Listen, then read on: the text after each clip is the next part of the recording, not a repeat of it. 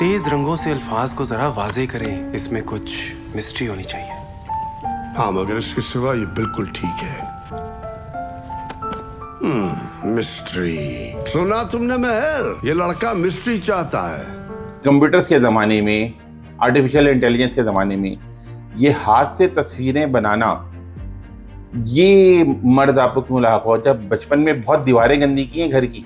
जी, बचपन में काफ़ी दीवारें गंदी की हैं। मुझे बचपन से ड्राइंग का तो शौक़ था और म्यूज़िक बजाने का शौक़ था, और एनिमेटेड फ़िल्मों में मुझे जो चीज़ें नज़र आती थी वो मैं उनको ड्रॉ करता था, और कॉमिक बुक्स को भी देख के मैं ड्राइंग करता था। तो ड्राइंग का बहुत शौक़ है और हैंड ऑन एनिमेशन का बहुत शौक़ है। तो मैंने ये नहीं सोचा कि कंप्यूटर के दौर में और आर्टिफिशियल इंटेलिजेंस के दौर में हम हैंड ऑन एनिमेटेड फ़िल्म एक बना रहे हैं। मुझे बस आई लव दिस क्राफ्ट और बस इसलिए फ़िल्म बनाई। इस काम का बीड़ा कैसे उठाया? ये कठिन काम है।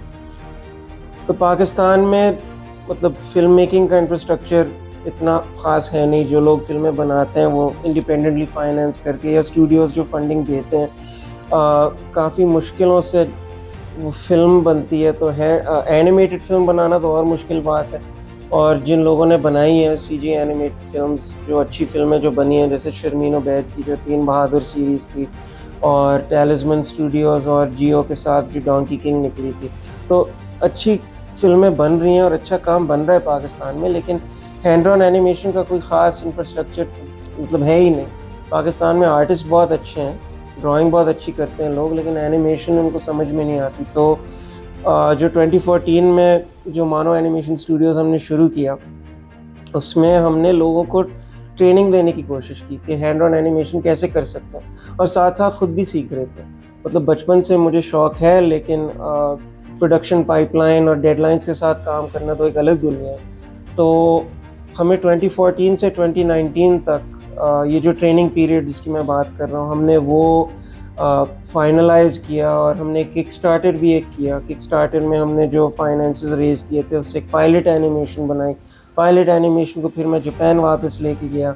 वहाँ से फिर इंटरनेशनल टैलेंट प्रोजेक्ट के ऑन बोर्ड आए, जेफरी वेक्सलर आए, मैनुअल क्रिस्टोबल आए, और फिर मैं, खिज़र और मरियम, जो स्क्रिप्ट समिट्स जो हमने की, स्क्रिप्ट समिट्स पे मोया ओशे जो एक मशहूर राइटर हैं यूके में, उन्होंने हमारी बहुत मदद की।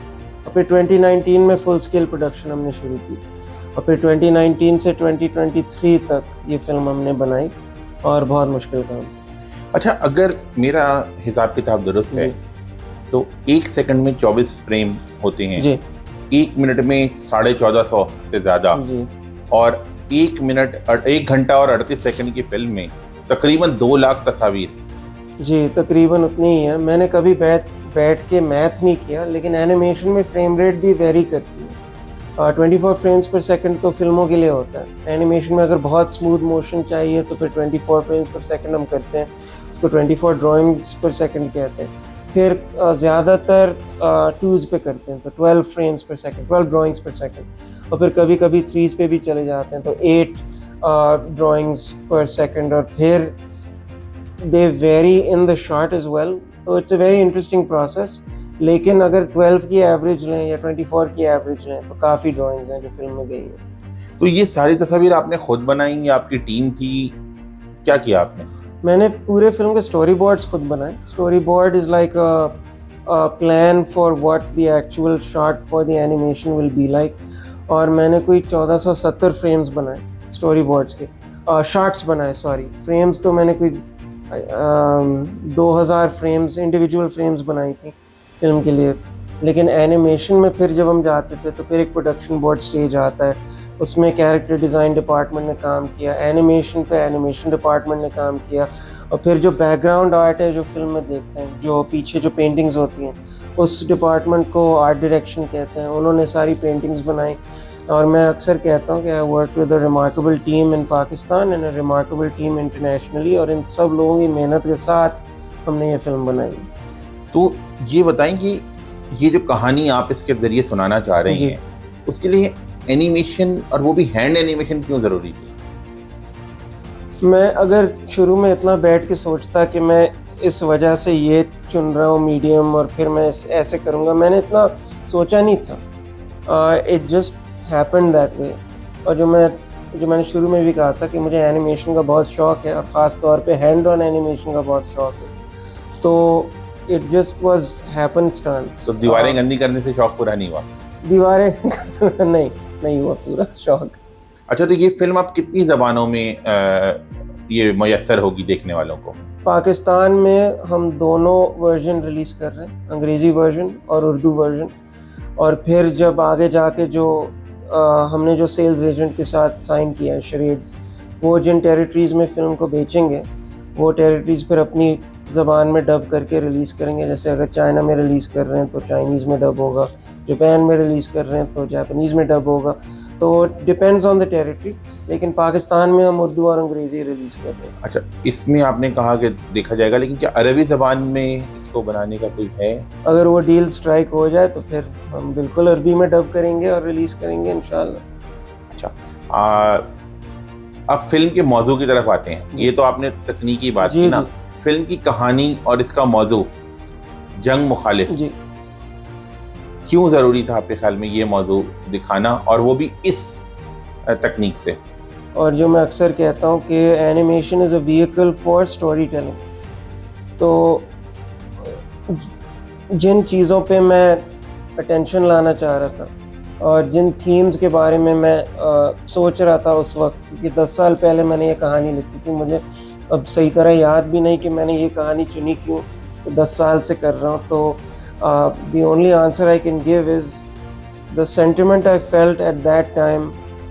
उन चीज़ों को मैं एक्सप्लोर करना चाह रहा था और इस फिल्म के ज़रिए दूसरों को दिखाना चाह रहा था। तो 10 साल क्यों लगे आपको ये फिल्म तैयार करने में?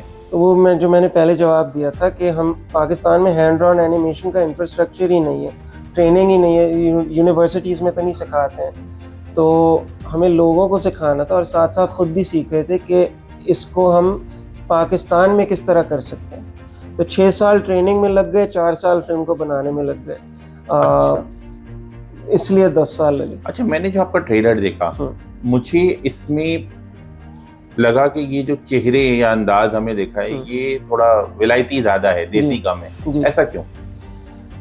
क्योंकि पहले तो the setting for the film वो एक फैंटास्टिकल सेटिंग है, तो उसमें बहुत सारे कॉलोनियल इन्फ्लुएंसेस भी हैं पाकिस्तान और ख़ास तौर पे कराची पे इतना कॉलोनियल आर्किटेक्चर है, फ्रेयर हॉल, एम्प्रेस मार्केट, और फिर साथ साथ इस्लामिक आर्किटेक्चर भी है। उन दोनों चीज़ों को हमने इस फिल्म में कंबाइन करके अपनी जो फिक्शनल सेटिंग है जिसका नाम वाटर फ्रंट टाउन है वो हमने डेवलप किया।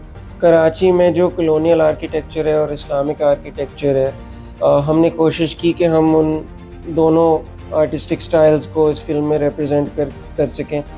और फिर जो कैरेक्टर्स हैं वो मतलब जो कपड़े पहनते हैं और जो खाना खाते हैं वो तो है देसी, लेकिन एक यूनिवर्सैलिटी भी लाने की कोशिश की थी। जिस स्टाइल को हमने इस फिल्म में डाला है उसी स्टाइल की इंटेग्रिटी भी रखना चाह रहे थे।